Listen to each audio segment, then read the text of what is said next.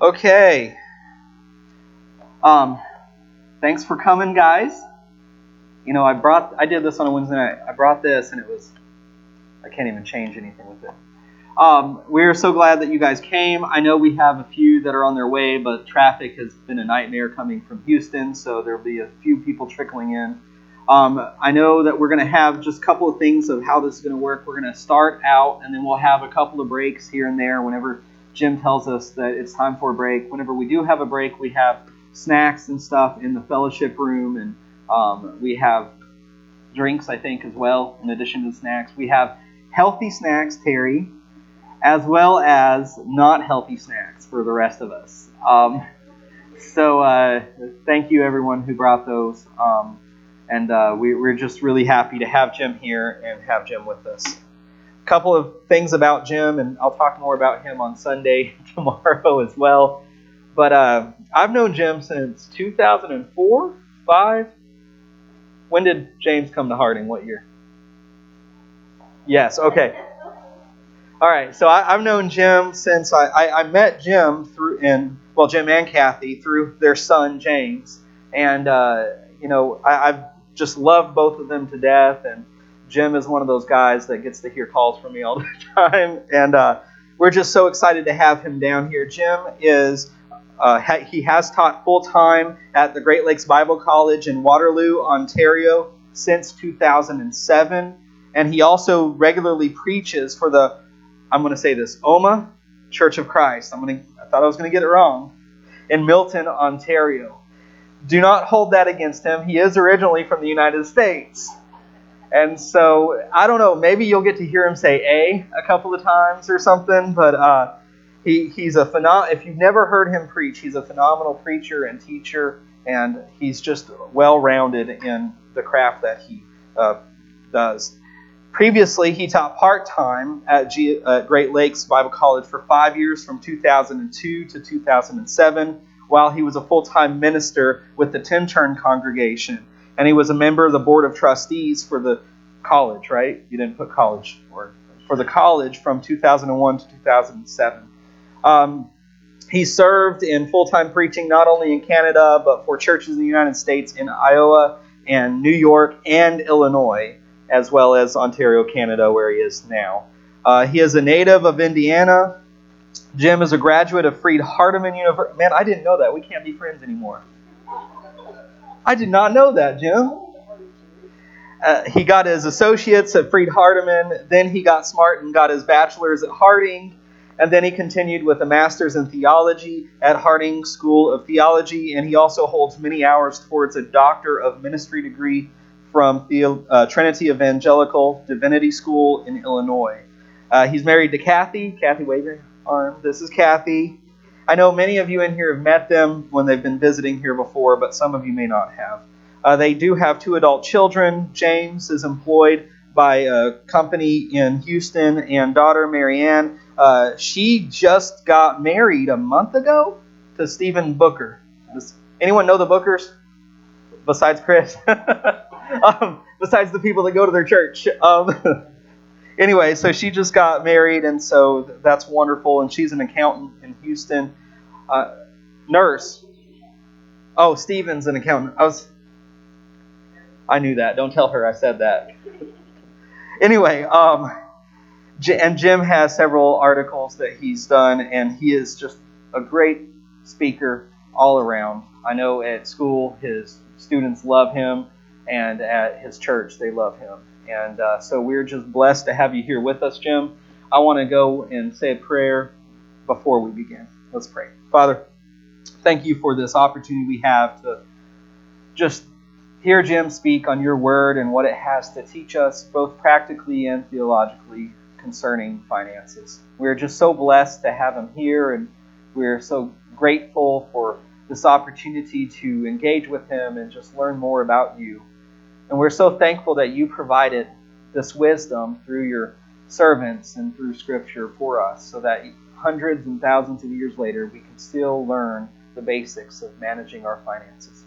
Father, we ask that you bless our time together tonight, and you bless our time together tomorrow morning, and help us to never forget that it's because of you that we have the opportunities we have. It's in Christ's name that we pray.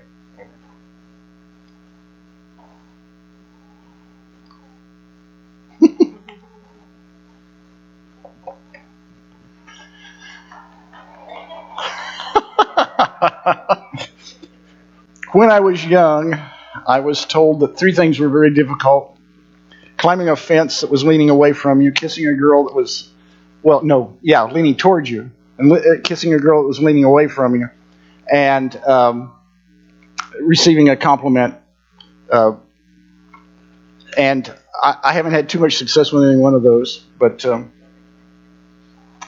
let me also say this made me think a little bit of there was a man in town who had died, and he was really a mean man. People knew that, and so at the funeral, the preacher didn't want to say ill of the dead, so he kind of got carried away with talking about what a great guy this guy was, and finally the man's wife turned to her son and said, "Check the coffin to see if it's your father." So I have to check a little bit to see if this is really me here. But I'm excited to be with you. I love Josh and Katie. They're two of my favorite people, and I'm very grateful that the church here decided to have me here because I really want this to be a blessing for you. What I don't need is one more activity like doing a seminar, but this seminar I think it's very important, and it touches on something that's a very important issue for people. And I really want this to be a blessing to you, to your family, to future generations as well. So, this is King Solomon's Guide to Fantastic Finances. It is all based on King Solomon. King Solomon was reported to be the wisest king who would ever live. He was also very wealthy. In 1 Kings chapter 4, starting with verse 32, it is said of him, he spoke 3,000 proverbs, and his songs numbered 1,005. He described plant life from the cedar of Lebanon to the hyssop that grows out of the walls. He also taught about animals and birds, reptiles and fish. Men of all nations came to listen to Solomon's wisdom, sent by all the kings of the world who had heard of his wisdom. So Solomon was very knowledgeable, and he wrote most of what we find in the book of Proverbs, and he also wrote Ecclesiastes and Song of Songs, and in all of those you find the breadth of his wisdom. Some of his wisdom is what you would call speculative wisdom, like Ecclesiastes, which discusses big issues in life and especially the meaning of life. Or Song of Songs, which is a book all about marital love, and rabbis had a problem with that for a time because somehow they couldn't conceive of that being in the Bible, but that's exactly where it is, and it's important that it's there. And, in this seminar, we're going to be concentrating especially on what he said in Proverbs about finances. Finances is actually a huge theme in the Bible in one way or another, and it's huge in the book of Proverbs. I think of the book of Proverbs in a sense as kind of a roadmap to financial success. But that's only part of Proverbs. Proverbs deals with all of life, but because finances is such an important part of life for us, it's an important part of this as well. And so think of Proverbs and what we're going to be dealing with here as God's inspired guide to financial success. And as I said, that's an important issue. It makes me think of a cartoon I saw once. It showed a man who was obviously working over finances, and he says to his wife, "They say that money speaks, and right now ours is saying goodbye." A lot of us can relate to that. Finances is really important, but at the same time, at times it can be a real challenge and be very difficult. Today, there's a huge national debt that's been piling up very quickly over the last few years. There's not too much we can do about the national debt except vote in people who will do a better job with it. But at the same time, personal debt, 1 out of 8, in a recent survey, 1 out of 8 Americans said that they never expected to be out of debt during their entire lifetime. Now, I don't know if that debt was just debt in general or consumer debt with credit cards. I suspect a lot of people never expect to be out of consumer debt, but that is huge. And while we can't do that much about national debt, we can certainly do something about our own debt and our own finances. So with that, let's begin. Number 1, seek God first. That may seem like a strange place to begin, but it's not strange at all, and it very much sets us in the context of the book of Proverbs. All peoples have proverbs. We have our own proverbs of one kind or another. A stitch in time saves 9. Used to be one at least. I don't know if people still say that or not. A penny saved is a penny earned. But anyway, there are sayings that are passed on from generation to generation, bits of wisdom. Every nation has those. Every culture has those. And in the ancient world, you can find Egyptian wisdom, Babylonian wisdom, and Assyrian wisdom. And so the book of Proverbs in that sense isn't surprising. In fact, in some ways, it sounds like things you can read in these other documents. But the one absolutely distinctive thing about the book of Proverbs that is unlike what's in any of these others is that Proverbs is consciously God-centered. The others aren't. They're bits of wisdom, but in Proverbs, everything flows out of an understanding of who God is. In Proverbs chapter 1, by the way, what you're going to see on the screen up there is a different edition of the NIV than the one I'm reading from. So if occasionally if there's something a little different, that will either mean that I read it poorly or that my translation's a little slightly different. Proverbs chapter 1, verses 1 through 7, which serves as the introduction to the book. It gives the title, it gives the purpose, and it gives the theme. The Proverbs of Solomon, son of David, king of Israel, for attaining wisdom and discipline, for understanding words of insight, for acquiring a disciplined and prudent life, doing what is right and just and fair, for giving prudence to the simple, knowledge and discretion to the young. Let the wise listen and add to their learning, and let the discerning get guidance. For understanding proverbs and parables, the sayings and the riddles of the wise. The fear of the Lord is the beginning of knowledge, but fools despise wisdom and discipline. Okay, and notice in verses 1 through 6, talks about what Proverbs is setting out, purpose of Proverbs, and briefly it is to give wisdom and discipline. It's to help people have a disciplined and prudent life. And there are terms all through here that are piled up, giving us an idea of the kinds of things that Proverbs will be emphasizing. Then in verse 7, we have the theme. We have the theme of the book. The fear of the Lord is the beginning of knowledge, but fools despise wisdom and discipline. There is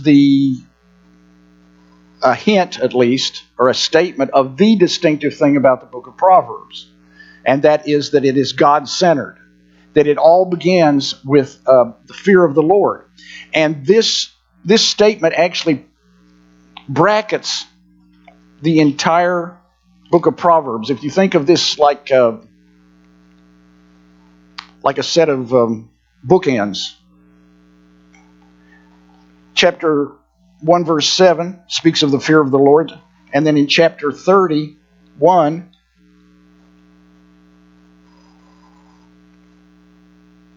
verse 30, next to the last verse, speaking of the wife of noble character, a woman has made generations of women feel guilty, and should make generations of men feel guilty too. She's extraordinary.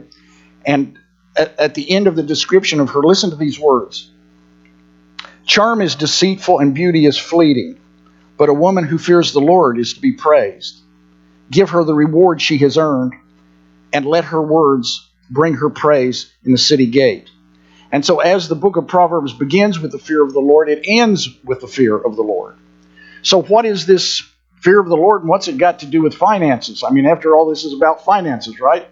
Well, what the book of Proverbs is saying is that all true wisdom begins and ends with God.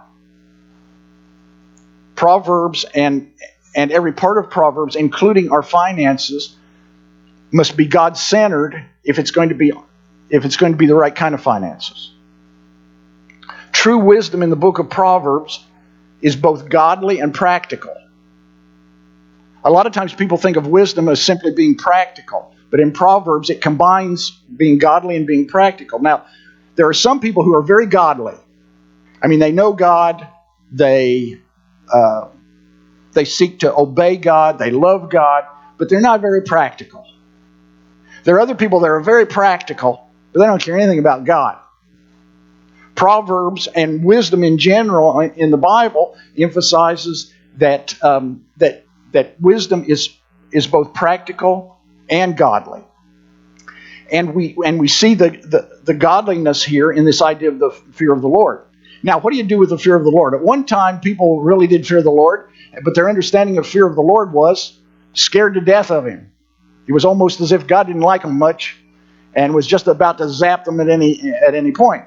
We have now, as a culture at least, swung to the other extreme where people think of God as, if they think of Him at all, they think of Him in terms of a really indulgent parent who never says no to his children, who would never be cross with them, angry with them in any way.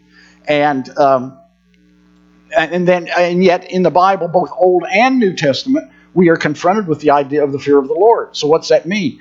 The word fear, both in the Old and New Testament, has a spectrum of meaning, all the way from reverence to terrified. Okay, so where does the fear of the Lord fit into that? The best way I know to describe it, or perhaps to define it, is to say that the fear of the Lord is the ultimate reverence. And what I mean by that is, if you really know God, if you really know who God is, then you know that your total well-being in this life and in the life to come is totally in His hands. Only a fool would not take Him seriously. Are you following me? If you really believe that about God, then you take Him seriously. The fear of God means we understand that our destiny is with Him, but also growing out of that, we understand that He knows everything, and we don't. And so when He gives us guidance, His divine guidance in all aspects of our lives, including our finances, we need to take that seriously. Just in your own, another passage first. We looked at chapter 1. Let's look at chapter 3, verses 9 and 10. Honor the Lord with your wealth, with the first fruits of all your crops. Then your barns will be filled to overflowing, and your vats will brim over with new wine.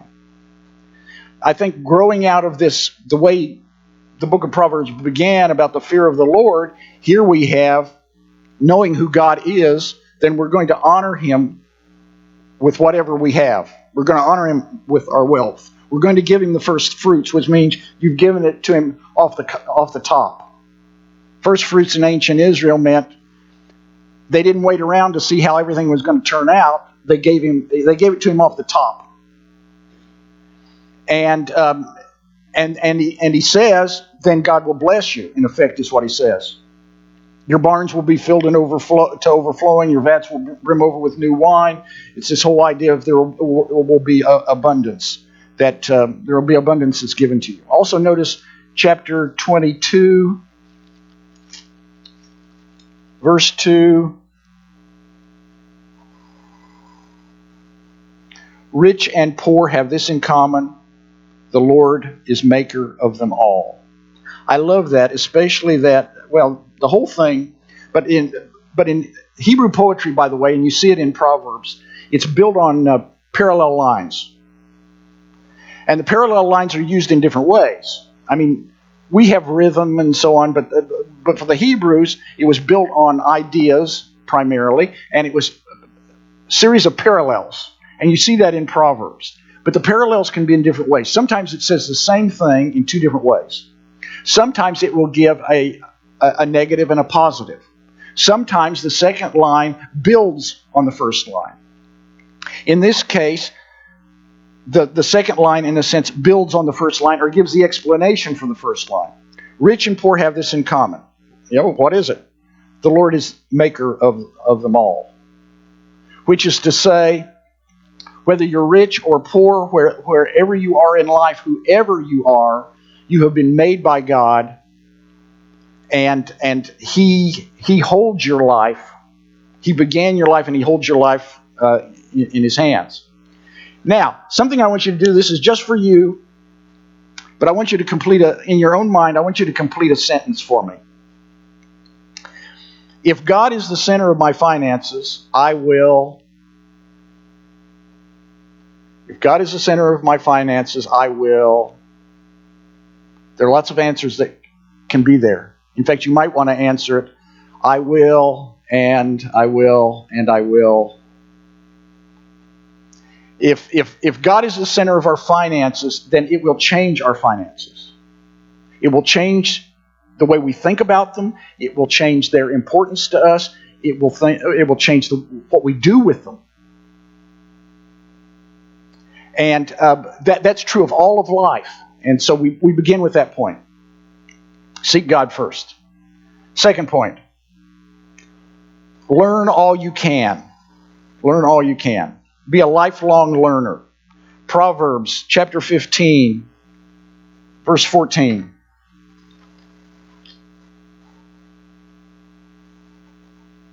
The discerning heart seeks knowledge, but the mouth of a fool feeds on folly.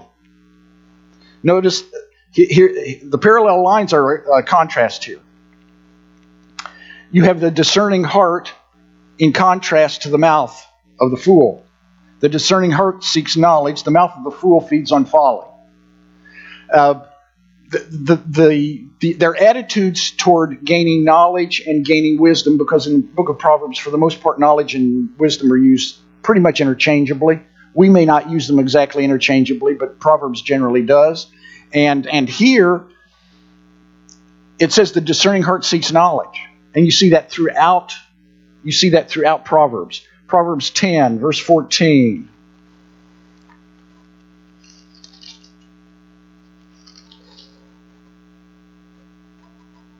Wise men store up knowledge, but the mouth of a fool invites ruin. Wise men and women store up knowledge. Knowledge is so important. Chapter 13, verse 30. No, there is no verse 30. 13:10. Pride only breeds quarrels, but wisdom is found in those who take advice. So one of the ways you seek knowledge, according to Proverbs, is that you take advice. So throughout Proverbs has a whole series of things that it shows how to become wise. You notice that one of the early reading that I did from 1 Kings chapter 4 talked about how Solomon had this wide and deep knowledge of plants and animal life and all that. Well, that's reflected in Proverbs. And Solomon shows that you can learn lessons from nature around you.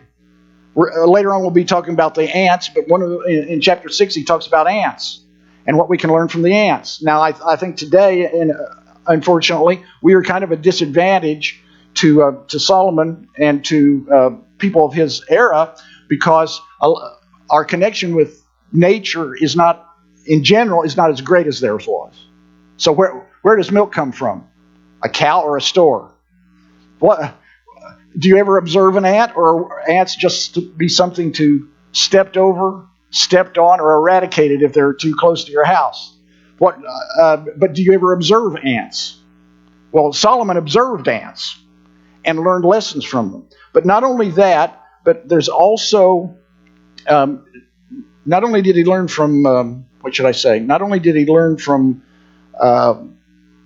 ants, but and other creatures and parts of nature, but he learned from people. Proverbs 13, verse 20, which I believe I didn't have him create a slide for. All right? Yep. 13:20. Should have done that because that's one of my favorite verses.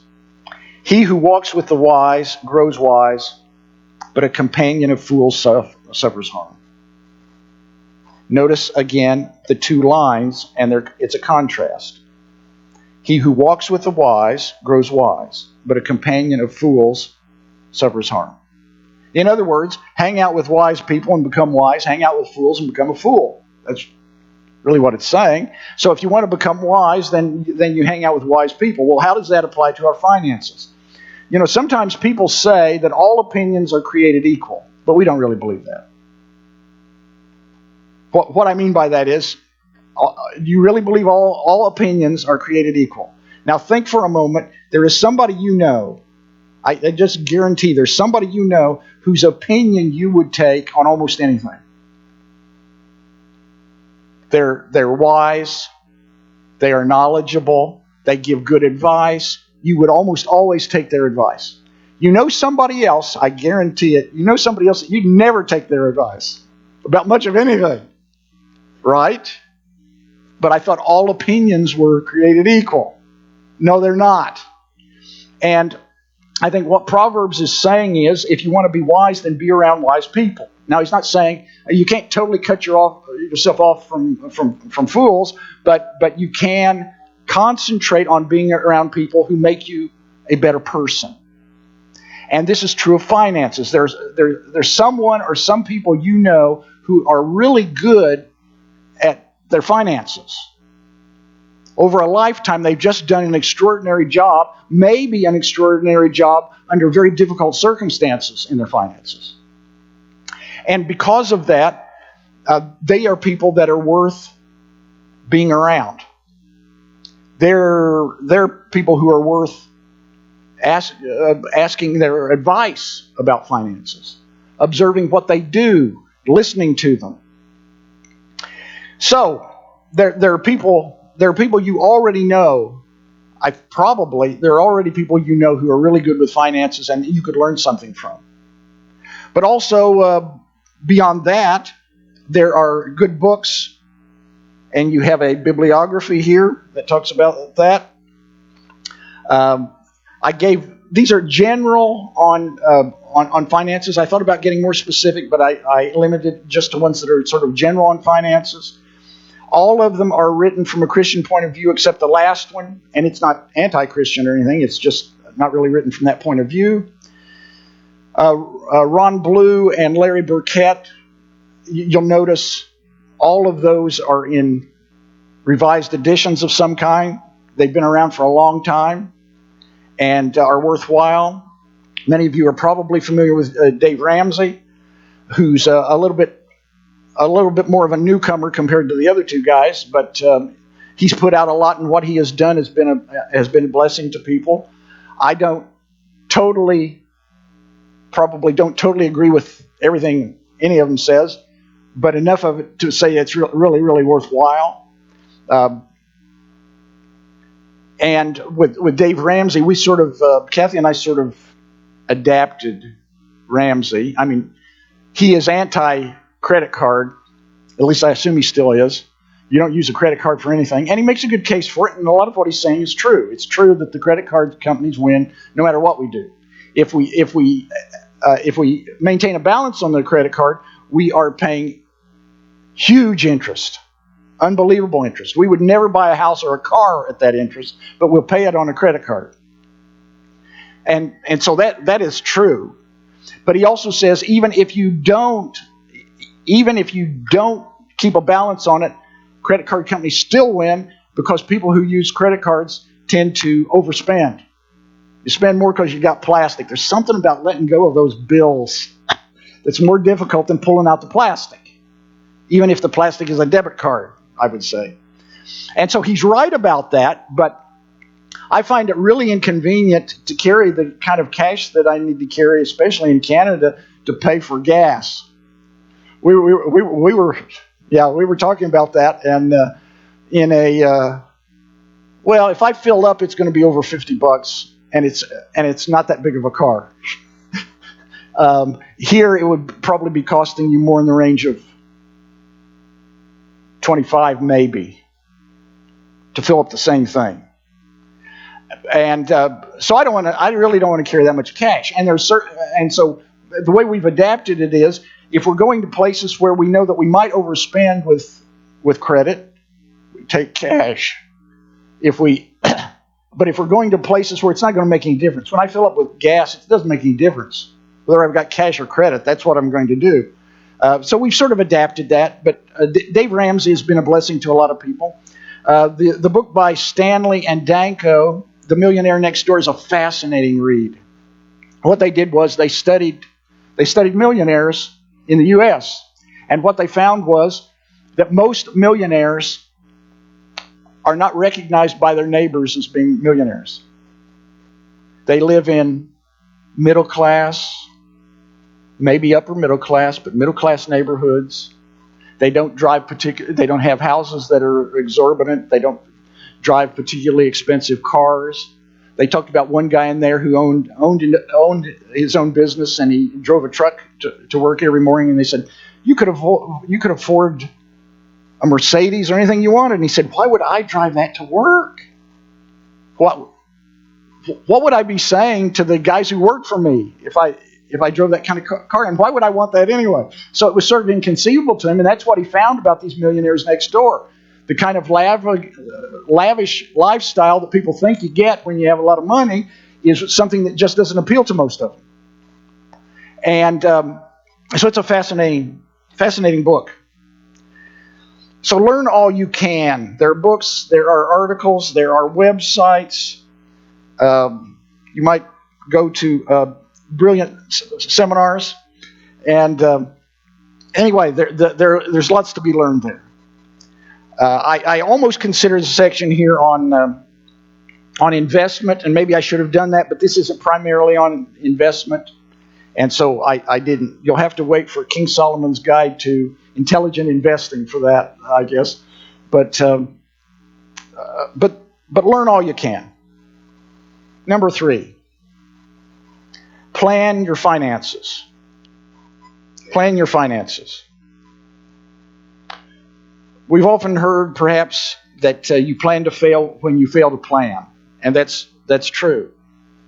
Mary Kay Ash, who was the founder of Mary Kay Cosmetics, said most people spend more time planning a 2-week vacation than planning the rest of their lives. But the book of Proverbs emphasizes the idea of planning, and if you think about it, it makes perfect sense. In a sense, in the Old Testament, the law says, obey. And the book of Proverbs says, think. And so Proverbs has a lot about thinking, a lot about planning. Take a look at chapter 21.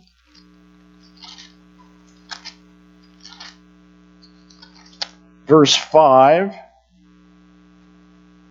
The plans of the diligent lead to profit as surely as haste leads to poverty. Notice the contrast. The diligent plan, but the implication is those who aren't diligent are hasty. Just do it now. Don't think about it. Just do it. So he's contrasting planning with haste, which means you haven't really thought it through. And the end of the one is profit, and the end of the other is poverty. Also in the same chapter, notice verse 29. A wicked man puts up a bold front, but an upright man gives thought to his ways.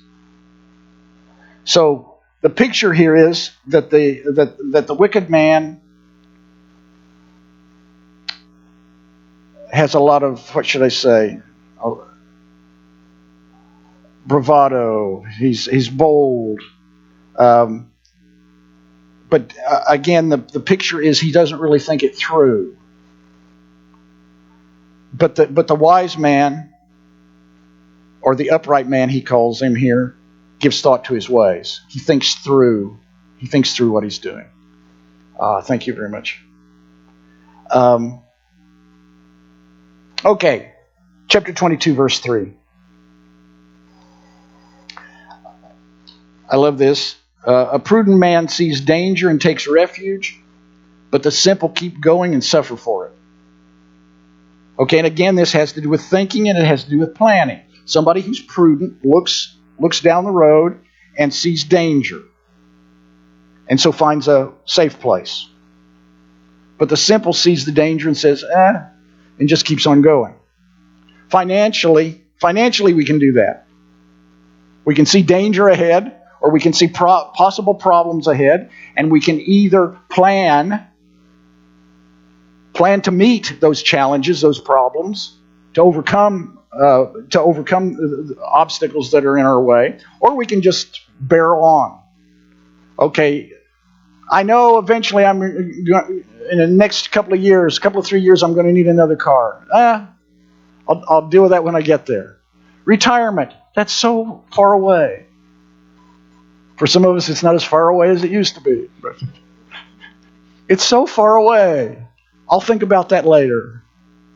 What's that line out of Gone for the Wind? I'll think about that tomorrow. Okay, I'll think about it later. And but this says that the wise person sees the danger ahead, sees the road ahead, and does something about it. Chapter 16, verse 3. Commit to the Lord whatever you do, and your plans will succeed. Now, committing to the Lord doesn't just mean we're looking for Him to bless our mess. It doesn't mean we've already decided what we're going to do, and now we would really like for you to bless it. But if you really commit stuff to the Lord, then that means you're taking seriously His view of it, His input. You want to know what He has to say about what you're doing, and your plans are created as a person who commits everything to God from the beginning, and that's a vital part. That's a vital part of this. Planning is just an absolute necessity for in finances, and Proverbs is emphasizing that. There are different parts to this, and I guess we'll start with the budget. You should have a budget worksheet, and this is still very simple, but it's more elaborate than the original I had. I actually have revised this a bit, but I don't think it really needs to be really complicated. And if you'll notice in the budget form, it begins with this statement: before beginning this worksheet, list and clarify your priorities and goals. So it's important to do that before you start working on a budget. Priorities means what's important to you. What is important, and in what order? It's not just make this massive list of things. Oh, this is important to me, that's important to me. Yeah, but how important? What's at the top of your list? What's third or fourth or 10th? What are your priorities? Is your priority buying a house? Is your priority education for yourself or for your children in the future? Is it what is it? Is it being generous and giving money away? What are your priorities? And so it's important to get those down and then to set goals based on those priorities. If education for our kids is important, and then you start saving for it. If education or if buying a house is important, then you figure out how are we going to get there. How are we going to get there, and when are we going to get there? So you set goals, short-range goals, mid-range goals, long-range goals. So, for instance, a mid-range goal might be what I mentioned earlier. You've got a car that you know is going to need to be replaced in 2 or 3 years. Well, then you start thinking about how am I going to replace it? I got to be careful here. These sometimes explode on me, and I managed for it not to explode this time. Retirement would be a long-range goal. Now, one of these authors, and I was trying to remember which one. I think it might be Larry Burkett, said something that kind of startled me at the time, but then it made perfect sense to me after he said it. That retirement is not a biblical concept. What? But what he meant by that was not necessarily that you work full-time in a salaried position for the rest of your life. He wasn't necessarily meaning that. What he was saying is the idea of simply kicking back and doing nothing is not a biblical idea. Okay, maybe in retirement you start a second career. Maybe in retirement you start devoting yourself to something you've always wanted to do, but that just didn't have to do with part of your regular employment. At the Bible college where I teach, there's a guy. Actually, I've got two great examples. One of them is taking stuff at the Bible college. The other one isn't. But the one taking stuff at the Bible college is in his retirement years, and he spends a large portion of his retirement years taking courses at the Bible college so he can become a better teacher in the congregation where he is, and occasionally he preaches, and he provides leadership there, and he takes these courses so that he can be better at all that. Or I think of another guy who took a little bit at the Bible college, but not as much, but he was a member of a congregation before they moved away that I preach for on a regular basis. And he said, I wasted so much of my life not studying the Bible enough.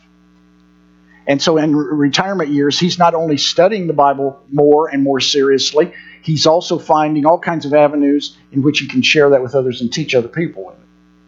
So you see, they're retired, but not in the sense of kicking back and doing nothing, just relaxing. No, they're doing something, and they're doing something that's important. So anyway, you decide what your priorities and what your goals are, and then you work on the budget sheet. Now, a lot of times people hear budget and they think, why would I want to do that? And it's probably not really important anyway. Let me give you an example of why I think it's important. I was working in a congregation, and there was this young couple that became Christians there. They had 2 children. They were on welfare and on aid to dependent children. She was totally blind. He was legally blind, which meant he couldn't see much. Okay? They came to me at one point and they said, by the end of the month, we just don't have money to even feed our kids. We need some help. Now, what kind of help they were looking for, I don't know, but the kind of help I gave them was the budget form. And they were very receptive to it. But I said, let's put you on a budget and see what we can do with this.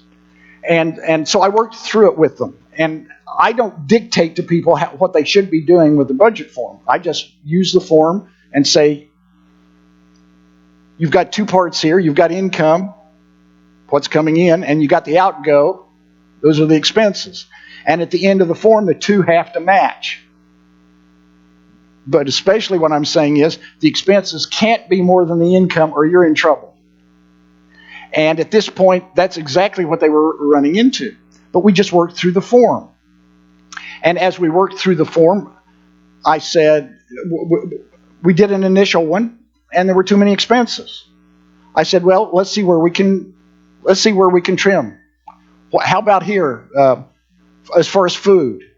If we budgeted X number for food each week, could you feed your family on 1 week with that number, with that amount? Yeah, I could do that. Okay, then that's what we're going to do. This is how much you've got each week. And I set them up I used envelopes. Some people use jars or something else. I set them up on an envelope system, and it's something for years that Kathy and I used. And I said, so at the beginning of the month when the checks come in, you put an equal amount for food. This is just one example, but you put an equal amount in 4 envelopes, one for each week. Put an equal amount in each envelope. And that's what you got for the week. Now, if for some reason you need more, fine. Borrow it from the next week. But just recognize you got less to eat on the next week. And if you eat it all up, then you're going to be in the same situation. But if you can limit yourself to this amount each week, then you're going to have it all the way through the month. They went from no money at the end of the month to feed their kids to having money through the whole month. They went from no church contribution, which they wanted to make, to contributing. They went from no savings, which they couldn't have. You can't have a bank account if you're on welfare, okay? But their savings was under their mattress, okay? And they went from none to an increasing amount. And it all had to do with the budget.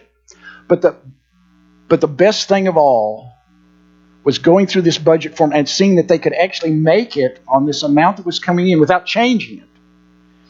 Encouraged him so much that he went back to school for training and got a job. His job wasn't paying much more than what he was getting in welfare. But his self-esteem just was sky high. So, with this form, as I said, you've got income. With the income, the idea is regular income, not unusual stuff that comes in regularly, weekly, or monthly, or maybe quarterly, but it comes in and you can count on the same amount each time. So, you start out with income. How much is coming in? Then you go to expenses, and the expenses are divided into 2 parts. There are fixed expenses and there are variable expenses. Fixed expenses means they never change. Rent, well, or at least for the next year it won't change. Let's say you're paying rent and you're locked into whatever for the next year. It might go up after that, but for the next year it won't be going up. So it's a fixed expense. You'll notice a couple of things that may strike you as unusual here. And one is that I count church contribution as a fixed expense, and I also count savings as a fixed expense. Anybody want to guess why I do that? Any guesses?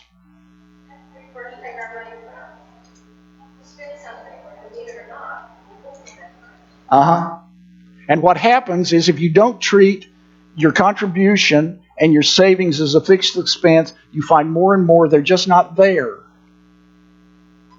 I don't have any money to put in the contribution, or I don't have as much as I hoped I could, or I'm not saving anything. Well, you're not saving anything because you're doing other things. It's not a priority. But if church contribution is really important, and I think it should be, we're honoring God with it, then you decide up front what it's going to be, and you make that a fixed expense. Every week, this is what I put in. Doesn't mean that I can't put more in at some point, but this is just what I do every week, so I don't think about it. I'm not waiting around to see if I've got enough to do it. I do it off the top, like the first fruits that we talked about. You're taking it off the top. Savings, I do savings for the same reason that savings can just end up being nothing because we spend it on everything else. But if you treat it as a fixed expense, and some people call it paying yourself first, before you're paying all your other bills, how about paying yourself something first? Okay, that's not to say you shouldn't pay your other bills, but again, when you work through the budget form, you work with it to see what the amounts are. I divide savings into 3 parts. Well, and then one of them I divide even further, but into 3 parts. Emergency fund, which Dave Ramsey calls his Murphy fund. You know where that comes from? Murphy's Law. If anything can go wrong, it will go wrong. Emergency fund. We all ought to have an emergency fund so that we're not just... You know, there was a time in our lives where if we had an emergency, it really would have been an emergency. There wasn't any more money. Um, but over the years, we created an emergency fund so that, okay, an emergency comes, and you never like emergencies to come, but if you've got an emergency fund, you just take care of it.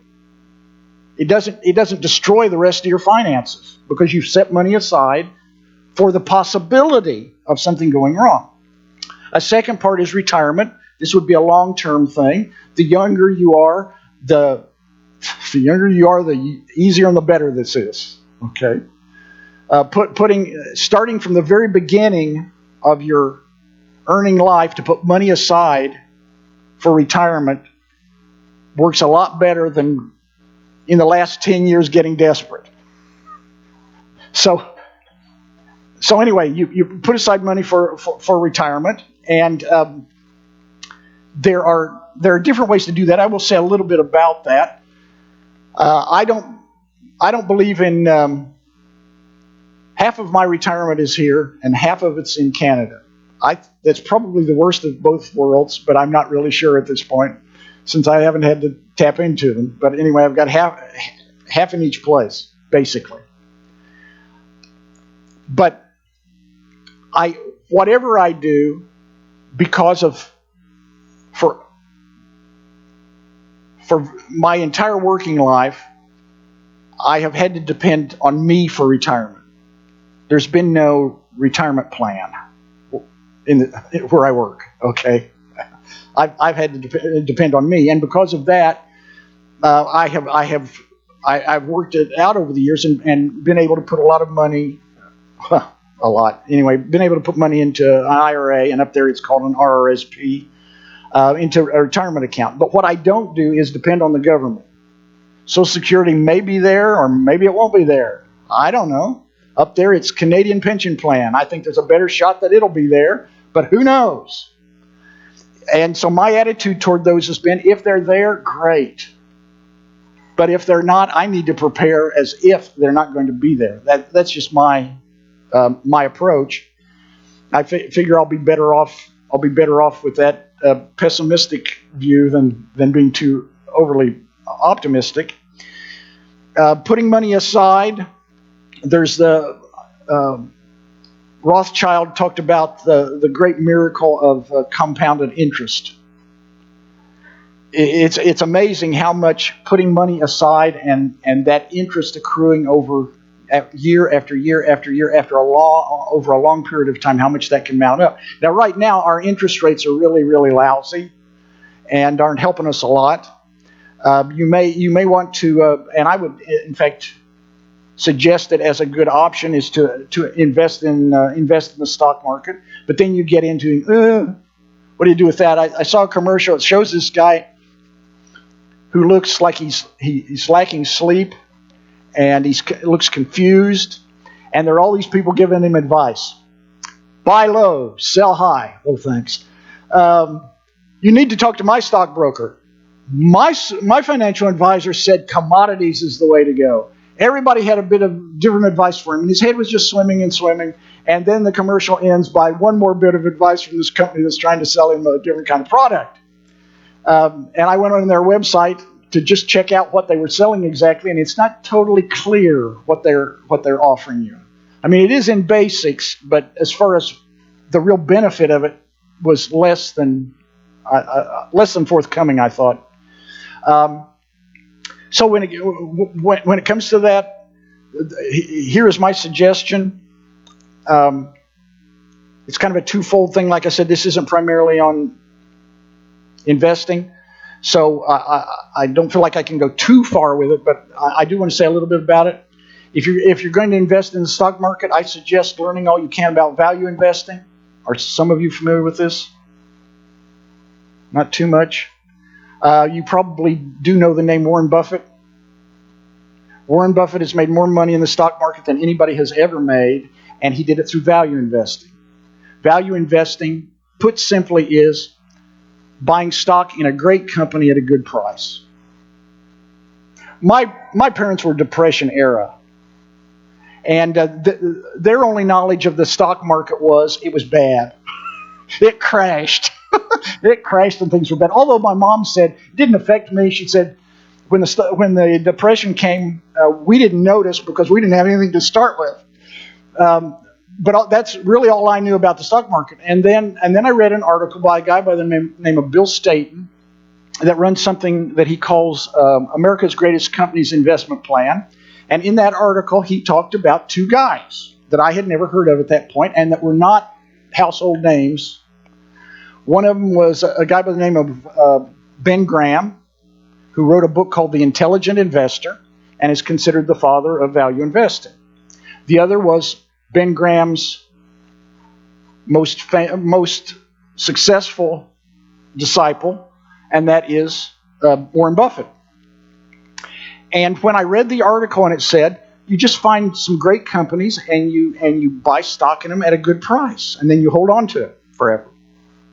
Or until things change and they're not a great company anymore. And I thought, oh, I think I could do that.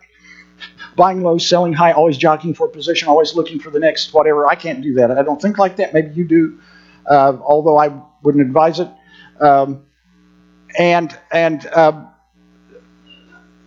So value investing, as I said, is you buy stock in a great company at a good price. Now, of course, that's big. What's a great company? That needs to be defined. And what's a good price? Notice it's not a great price necessarily. Great price is even better. But usually you don't get great prices, but you may get very good prices. And Buffett, in one way or another, talks about that all the time. And it really comes down to that would stand in contrast to buying stock in a poor company at a great price. He says we're not too good at making a silk purse out of a sow's ear, but we're pretty good if we've got silk to start with. And what he's saying is, okay, there's a reason why this is a poor company. You can get it at a great price because it's not worth it. Find great companies that have their prices beaten down, okay, and that happens. It just happens periodically. And you say, why does it happen? I don't know. Maybe there's bad news. Maybe the sun rises or the sun goes down, and the stock market all of a sudden goes crazy for a while, and prices go up and down. But so if you take that route, I advise reading a lot. Read The Intelligent Investor by Ben Graham. Read some of the books like Buffettology and some of the other books about Warren Buffett. Do be a little careful with that because a good bit of the people who write about Buffett don't have a clue what he's really doing. You can believe me or not, but I just say that as somebody who spent a lot of time studying this stuff. Okay, my wife says it's the best hobby I've ever had. Or if you say too complicated, then I got another possibility for you. In mutual funds, there are two kinds of mutual funds. They're called actively traded and passively traded. Active means that they're always looking for deals and they're buying, they're selling, they're doing all that sort of thing. Passive means, and these are called index funds. Familiar with index funds? Index funds means they peg it to some index. The index might be the entire stock market in the U.S. It might be the S&P 500, which is the biggest companies in the stock market. It just pegs it to them, and rather than trying to beat them, it just mirrors them. The stock market over time gains. Yeah, there are ups and downs, but over time, the stock market keeps going up. And with index fund, you're not trying to beat the stock market, you're just trying to mirror it. And most mutual fund companies that claim that they beat the market don't. And a guy by the name of John Bogle, who is the father of index funds and the founder of Vanguard, Bogle studied mutual fund companies going back, I think it was something like 30 years, and he said very few of them, almost none of them, beat the stock market for that period of time. And the problem is, up front, you don't know which ones will and which ones won't. They may do it for a few years, but then they go down. But with an index fund just keeps tracking the market. You're not trying to beat the market, you're just tracking it. And so that would be that's an easy solution. Easy solution. And the other thing about an index fund is actively traded funds, you pay a premium to get those. I'm working real hard to make money for you, so you need to pay me a nice fee for doing that. Index funds, they don't do much. All they do is peg it to the index. So the fees are much lower. The fee for an index fund is like 0.5%. The others can be what? I don't know, a couple of percentage points, and that doesn't seem that much, but over 20 or 30 years, that is quite a bit. So there's some good reasons for that. And if you read, Bogle's written some books, and you might want to read that on index funds if you're interested. Okay, let me finish with the budget form here, and then I think we'll take a break. So we go through here. Here are the fixed expenses we talked about. Oh yeah, then there's regular savings. I guess I ought to say something about that. And I've broken down regular savings into short, mid, and long-term goals. Okay, short-term goal, maybe in the next year you want to go on a vacation and it's going to take X amount of money, and so you maybe save for that. In 3 years you're going to need a car, so you're saving something for that. There's retirement coming, so there's long-term. And I think in terms of these different things that I'm saving for, and setting goals to get there at a certain point. Buying a car, by the way, I've changed on this. At one time, I could not conceive of the idea of paying cash for a car. I knew people who did, but it seemed mysterious to me that you could actually have that much cash unless you were really rich, and they weren't really rich. But it's your mentality. If you decide, I don't like paying interest on cars, so I'm going to pay cash, and especially if you're buying used, there are ways to do that. But even if you don't, the bigger the down payment, the less you have to finance, and so that's savings. Variable expenses. Now with fixed expenses, there's not too much you can do with those. I mean, they're just fixed. That's the way they are. With variable expenses, that's where you have room to maneuver. Food, clothing, utilities, maintenance contracts. Depending on what those are, that might actually be a fixed expense. Entertainment, donations to charities, gifts to individuals, and so on. These are ones that you can decide to spend more or decide to spend less. This is where you can find room to maneuver so that at the end of the process, your income and your outgo or your expenses are in line with each other. Okay, any questions about the budget form? Okay, John D. Rockefeller, who was probably the richest man of his era, made a financial contract with his children. And the contract was that they would save 20%, live on 60%, and give away 20%. May surprise you. The Rockefeller made that contract with his kids, but that's what he did. But the specifics are less important, I think, than having the plan. This is what I'm going to give away. This is what I'm going to live on. This is what I'm going to say. And I think it's very important that we have the plan so that we're not caught in emergencies, for instance. We talked about the Murphy Fund. By the way, a Warren Buffett line that I like is, he talks about the Noah's Ark principle. When it starts raining, it's too late to build a boat. Okay.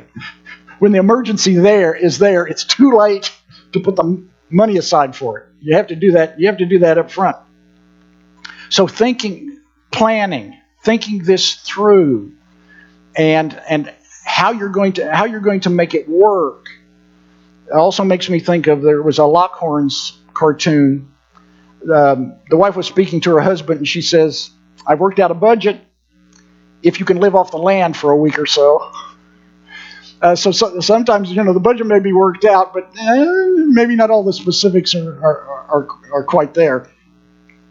Okay, at this point, let's take a 10-minute break.